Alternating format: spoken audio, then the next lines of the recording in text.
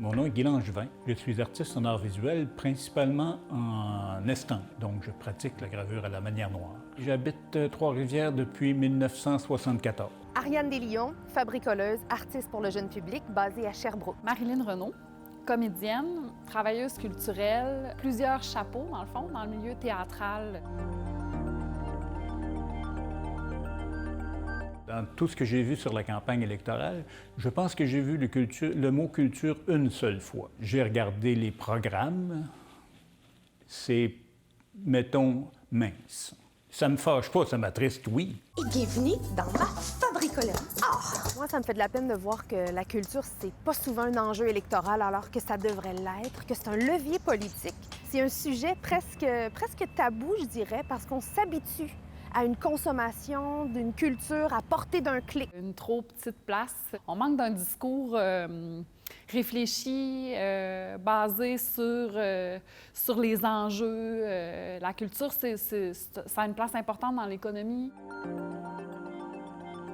C'est de juridiction fédérale que de réviser le filet social pour intégrer les travailleurs, tous les travailleurs et les travailleuses culturelles au sein du filet social, pour améliorer des conditions socio-économiques. Sinon, c'est le projet de loi C10, donc les télécommunications, leur demander des taxes, taxation des géants du Web pour protéger le contenu des créateurs, donc permettre d'aller chercher des sous face à tous ces géants-là, Netflix, Google, Amazon, et on ne l'a jamais fait sur le territoire canadien. C'est d'instaurer un statut social, des conditions de travail aux travailleurs autonomes. C'est pas juste de l'assurance chômage, c'est pouvoir avoir des assurances, d'offrir là, vraiment des possibilités de conditions qui sont des conditions de travailleurs, finalement, de reconnaître qu'on est des travailleurs comme n'importe qui. On est des travailleurs autonomes et on n'a aucune possibilité d'avoir de retraite comme telle,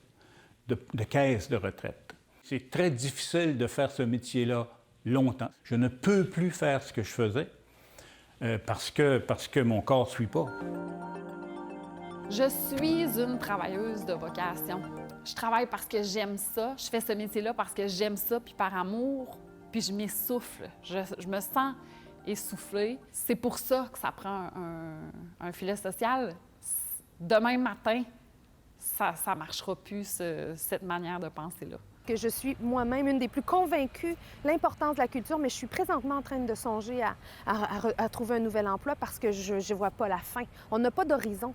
Que le gouvernement s'engage à reconnaître ces travailleurs-là comme des travailleurs économiques parce qu'on ne parle pas de cette entrée-là d'argent, le PIB que génèrent les artistes. Je ne m'attends pas à avoir des promesses. Les promesses, ça s'oublie vite. J'aimerais qu'on parle et qu'on parle avec respect des artistes et du rôle des artistes. Un artiste en art visuel, pour faire une exposition, va travailler 2, 3, 4 ans, 5 ans. Si cette exposition était prévue pendant la pandémie, c'est 5 ans de travail qui ont été annulés.